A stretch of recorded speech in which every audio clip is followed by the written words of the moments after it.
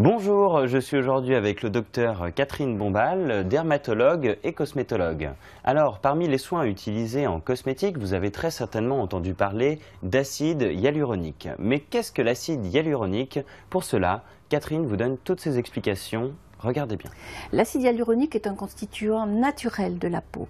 Il existe dans le derme, même un peu dans l'épiderme, et il va donner à la peau sa densité, son aspect pulpeux et rebondi. Cette molécule dans la peau est capable de se gorger d'eau et est capable aussi de contrôler donc tous les flux hydriques et donc l'hydratation de la peau.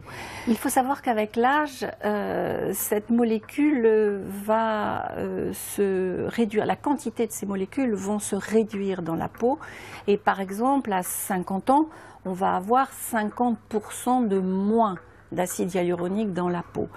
Et c'est pour ça que la peau va devenir moins épaisse, moins pulpeuse, moins rebondie et que les traits vont un petit peu s'affaisser. Apporter de l'acide hyaluronique à la peau va donc être une solution anti-âge pour redonner à la peau un matelas plus dense et pour remonter les traits et effacer les rides. Donc les deux solutions pour apporter de l'acide hyaluronique à la peau vont être d'une part en dermatologie et en médecine esthétique des injections d'acide hyaluronique et d'autre part apporter l'acide hyaluronique par des produits cosmétiques. Alors en ce qui concerne les injections, d'une part, ça c'est effectivement quelque chose d'un peu traumatisant pour la peau et quelque chose qui devra être renouvelé tous les 6 mois à peu près chez le dermatologue ou le médecin esthétique. D'autre part, sur le plan cosmétique, on va pouvoir apporter des molécules d'acide hyaluronique avec des crèmes cosmétiques par des applications quotidiennes. Dans un produit cosmétique, l'acide hyaluronique se présente comment? Il se présente sous forme de molécules, bien entendu, et sous forme de molécules de différents poids, de différentes tailles en fait. Et on aura soit des molécules, ce qu'on appelle de haut poids moléculaire, qui vont être des grosses molécules, qui vont avoir un petit peu de mal à pénétrer dans la peau, mais qui à la surface de la peau par contre vont avoir un réel effet hydratant puisqu'elles vont se gonfler au niveau de l'épiderme et avoir tout de suite un effet repulpant, un effet lissant, anti-rides. Et puis après, à côté de ça, on peut avoir des molécules de bas poids moléculaire, c'est-à-dire des molécules plus petite de l'acide hyaluronique qui va pénétrer plus profondément dans la peau et là vraiment avoir une action un peu plus profonde et je dirais un peu plus sur le matelas cutané pour avoir un effet beaucoup plus repulpant en profondeur, un peu moins je dirais hydratant mais plus repulpant en profondeur. Certains produits cosmétiques ont dans leur formule différents types d'acide hyaluronique avec différents poids moléculaires pour une action graduelle en surface et en profondeur. Je dirais qu'aujourd'hui c'est la proposition qui est une des propositions les plus intéressantes en cosmétique. Il y a aussi une autre forme d'acide hyaluronique qui est intéressante pour les produits cosmétiques. Ce sont des microsphères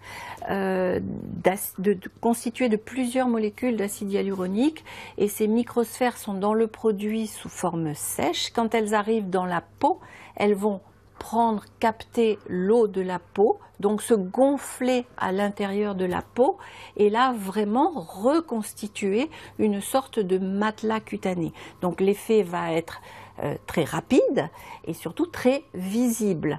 Ces microsphères existent dans un certain nombre de produits cosmétiques et peuvent aussi là être couplés avec d'autres formes d'acide hyaluronique, d'autres molécules d'acide hyaluronique. Et puis il y a d'autres ingrédients cosmétiques qui sont aussi intéressants pour l'acide hyaluronique et là pour stimuler la synthèse endogène d'acide hyaluronique.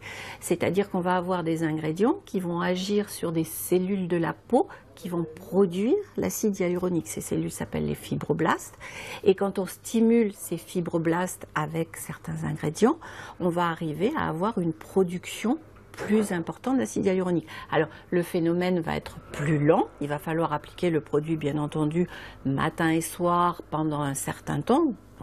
Au bout d'un mois, on voit une différence et déjà une production d'acide hyaluronique endogène.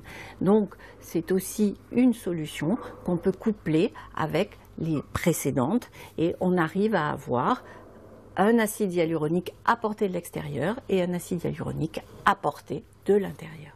Une chose est sûre, c'est que l'acide hyaluronique est un ingrédient cosmétique efficace et apporté par un certain nombre de produits aujourd'hui sur le marché. Donc moi ce que je conseille, c'est d'aller prendre un produit qui contient de l'acide hyaluronique, de préférence qui contient de l'acide hyaluronique avec plusieurs poids moléculaires pour avoir une pénétration étagée à l'intérieur de la peau et avec un ingrédient qui stimule la synthèse naturelle d'acide hyaluronique. Je pense qu'aujourd'hui, le choix peut être fait sur les différents packagings offerts à la consommatrice.